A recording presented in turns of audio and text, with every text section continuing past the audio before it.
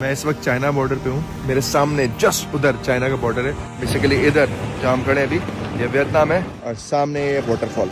अपनी वियतनाम की last trip पर इस वाटरफॉल की खोज मुझे चाइना के काफी करीब लेकर आ गई। ये है वियतनाम का फेमस बांग योक वाटरफॉल, जो दिखने में कुदरत के किसी करिश्मे से कम नहीं है। सन 1950 वियतनाम और चाइना में बॉर्डर डिस्प्यूट की वजह से ये एरिया रिस्ट्रिक्टेड था, लेकिन आज ये दोनों मुल्कों के बीच शांति और टूरिज्म का एक नया सिंबल बन चुका है। जब मैंने इस झरने को देखा तो दिल से बस एक ही आवाज निकली, ऊपर वाले ने लाजवाब दुनिया बनाई है।